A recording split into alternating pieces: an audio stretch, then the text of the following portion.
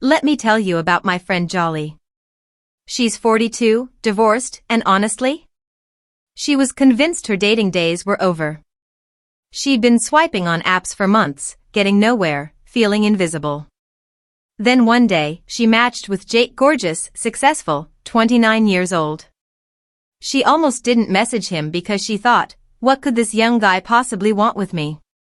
But something made her send one simple text. Not a compliment about his looks. Not a desperate hey there. Something completely different. Within minutes, he responded. Within hours, they were on the phone. Within a week, he was telling his friends he'd never met anyone like her. That was 8 months ago. They're still together. And Jake tells everyone that Sarah's text game is unlike anything he's ever experienced. He says she has this way of making him feel chosen. Special. Like he's the only man in the world. The crazy part? Sarah isn't some master manipulator or dating expert. She's just a woman who discovered something most of us never realize, that confidence has a texture, and when you text it the right way, it's absolutely irresistible. What if I told you that a 45-year-old woman just made a 28-year-old man cancel his boys' night out with just one text message? And it wasn't what you think. It wasn't a picture, it wasn't a promise, it wasn't even flirty. It was something so simple, so unexpected, that he literally dropped everything and drove straight to her house at 11 p.m. on a Tuesday night. Ladies, if you think age puts you at a disadvantage in the dating game, you're about to discover why younger men are secretly obsessed with older women and the 5 specific text messages that make them absolutely powerless to resist. Text number 1, the assumption reversal. Okay, so text number 1 is what I call the assumption reversal, and it's going to blow your mind because it goes against everything you've been taught about dating. Here's what most women do. They text, hey, how was your day, or what are you up to? Sound familiar? Here's the problem: you're asking for information you don't really need, and he knows it. You're basically saying, please validate that you want to talk to me. But older women? They flip the script entirely. Instead of asking, they assume. Instead of questioning, they declare. Here's what Sarah texted Jake that first night. I'm making my famous pasta tomorrow night. Hope you're free around 7. Pause for effect. Wait, what? She didn't ask if he liked pasta. She didn't ask if he was free. She didn't even ask if he wanted to come over. She just assumed he'd want to be there. And you know what happened? He cleared his entire evening. See, here's what's happening psychologically. When you assume someone wants to spend time with you, you're demonstrating something called earned confidence. You're not arrogant, you're not saying you're better than anyone. You're just operating from a place of knowing your own worth. And men? They find this absolutely magnetic. Because most women they meet are asking for permission to exist in their space. But you? You're inviting them into yours. You're the prize, not the person competing for one. Try this. Instead of what are you doing this weekend, text hope you don't have plans Saturday afternoon. I found this amazing farmer's market we have to check out. Watch what happens. I guarantee you, he'll move mountains to be available. Text number 2, the curiosity hook. Text number 2 is called the curiosity hook, and it's based on something I learned from a neuroscientist friend of mine. She told me that curiosity actually triggers the same brain pathways as addiction. When someone is curious about something, their brain literally cannot rest until they get the answer. Most women think they need to be an open book via text. They share everything, their feelings, their day, their thoughts. But that's like showing someone the ending of a movie before they've watched it. Where's the intrigue? Here's what my client Maria, who's 38, texted to a 25-year-old she'd been seeing. Just had the most interesting conversation with my neighbor. Reminded me of something you said last week. I'll tell you about it later. That's it. No explanation. No details. Just breadcrumbs. And guess what? He texted back within minutes asking what the conversation was about. When she said she'd tell him in person, he suggested they meet that very night. But here's the beautiful part: this isn't manipulation. This is understanding that anticipation creates connection. When someone's mind is occupied with thoughts about you, even for just a few hours, you become more important to them. The key is to make sure your curiosity hook is genuine. Don't make up dramatic stories. Instead, notice the small moments in your day that connect back to him, and share just enough to make him want to know more. Another example: saw something today that made me think of that story you told me. It's either going to make you laugh or make you slightly concerned about my sense of humor. His brain literally cannot let this go. He has to know. And when he asks, and you say, "I'll show you next time I see you," you've just created the perfect reason for a next time. Text number 3, the validation sandwich. Text number 3 is something I call the validation sandwich, and it's based on a psychological principle that most people completely misunderstand. Everyone talks about not being too available or playing hard to get. But here's what they miss: the most powerful thing you can do isn't to withhold validation. It's to give very specific, unexpected validation. Let me explain through a story. My friend Rachel, who's 44, was dating this 31-year-old named Marcus. Now, Marcus is used to women complimenting his abs, his job, his car, all the obvious stuff. But here's what Rachel texted him after their third date. "The way you helped that elderly woman with her groceries today when you thought I wasn't looking, that's the kind of man I want to know better." She didn't compliment his appearance. She didn't praise his success. She validated his character in a moment he thought no one was watching. Marcus later told her that text made him feel more seen than any compliment he'd ever received. Here's why this works. Most validation people receive is about external things: looks, achievements, possessions. But when you validate someone's character, their values, their unconscious actions, you're telling them you see who they really are underneath all the surface stuff. The sandwich part comes from the structure. You acknowledge the action, state what it reveals about their character, then express how it makes you feel. It's not just "you're so sweet." It's when you remembered that I don't like mushrooms and quietly asked the waiter to hold them. It showed me how thoughtful you are. I felt really cared for.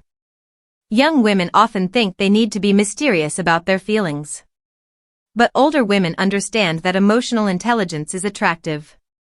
When you can articulate not just what someone did, but why it mattered and how it affected you, you're demonstrating a level of self-awareness that's incredibly rare. Try this. Think about the last time he did something that revealed his character. Maybe he was patient with a difficult waiter, or he called his mom, or he helped you with something without being asked. Text him about it, but focus on the why it mattered, not just the what he did. Text number 4, the future breadcrumb.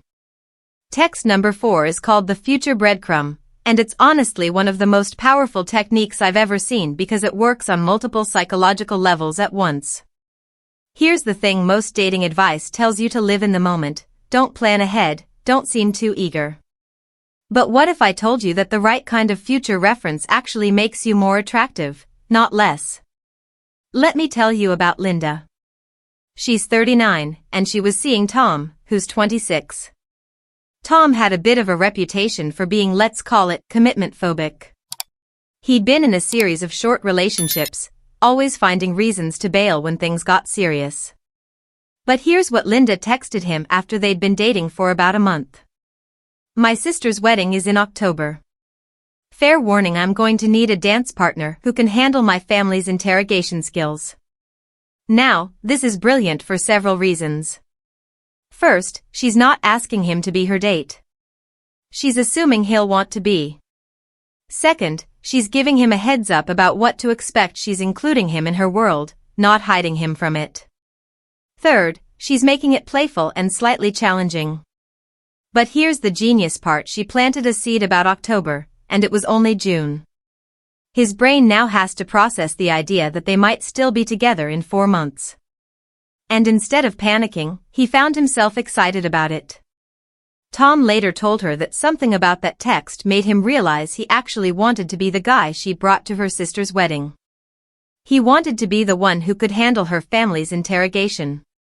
For the first time in his dating life, a future with someone felt like an adventure, not a trap. The key to the future breadcrumb is that it has to be specific and slightly challenging. You're not saying, I hope we're still together in 6 months. You're saying, here's this thing that's happening in my life, and I'm assuming you'll be part of it because you're the kind of person who would rise to the occasion. Another example, my nephew's Little League season starts in the spring. Hope you're ready to become an honorary uncle because he's already asking when he gets to meet you. You're not pressuring him for commitment. You're giving him the opportunity to see himself as the kind of man who sticks around, who becomes part of your family, who your nephew looks up to. And most men? They want to be that guy. They just need someone to believe they can be. Text number 5, the emotional permission slip. And finally, text number 5 is what I call the emotional permission slip, and it's probably the most powerful one because it addresses something most men are secretly desperate for but would never ask for directly. Here's what most people don't understand about men, especially younger men. They're often carrying around this pressure to always be on, to be strong, successful, confident, in control. They're performing masculinity, and it's exhausting. But older women? We've lived enough life to know that everyone is human. Everyone has bad days, insecurities, moments of doubt. And when you give someone permission to be human with you, it creates a level of intimacy that's absolutely addictive. Let me share what happened with my client Jennifer, who's 41. She was dating Alex, who's 28, and he'd been having a rough week at work. Instead of trying to fix it or give advice, here's what she texted. Rough days are the worst. When you're ready to talk about it, I'm here. And if you're not ready to talk about it, I'm still here. Sometimes just knowing someone's in your corner is enough. Alex later told her that he actually cried when he read that text. Not because he was sad, but because he realized he'd never had someone give him permission to have a bad day without trying to fix him or judge him for it. Most women, especially younger ones, panic when their guy is going through something. They either try to solve it or they take it personally. But emotional permission slips are different. They're saying, I see you as a whole person, not just the good parts. And I'm not going anywhere. Another example, saw your post about your presentation tomorrow. Just want you to know that whether it goes amazingly or terribly, I'm proud of you for putting yourself out there. That takes courage. Or, I know you're stressed about the family dinner on Sunday. Whatever happens, remember that I think you're pretty wonderful exactly as you are. The key is that you're not trying to fix or change anything. You're just acknowledging that they're human and that your feelings about them aren't conditional on their performance. And here's what's beautiful about this: when you give someone permission to be imperfect with you, they don't become more imperfect. They become more authentic. And authenticity is the foundation of every deep connection. Young men especially are so used to feeling like they have to earn love through achievement. But when you love them through their struggles, not despite them, it creates a bond that's almost impossible to break. So there you have it, the 5 texts that men simply cannot ignore from older women. But here's what I want you to understand: these aren't tricks or manipulation tactics.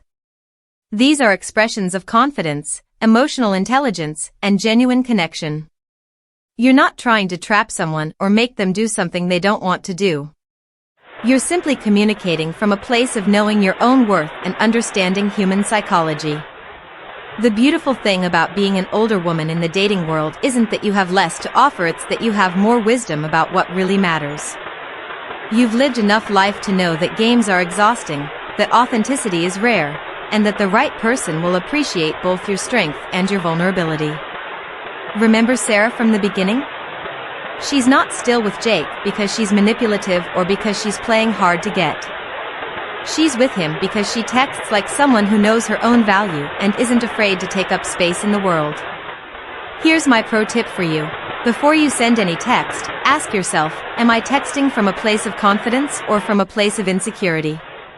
If it's insecurity, if you're seeking validation, asking for permission, or apologizing for existing, rewrite it. But if it's confidence, if you're sharing your world, expressing your feelings, or inviting someone into your life, send it. The right person will not only respond, they'll be grateful that you did.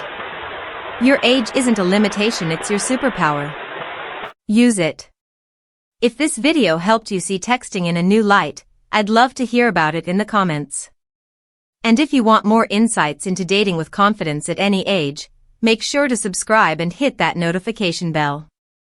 I've got so much more to share with you about becoming the woman who doesn't chase, she attracts. Until next time, remember, you're not too old, you're not too much, and you're definitely not too late. You're exactly who someone is looking for.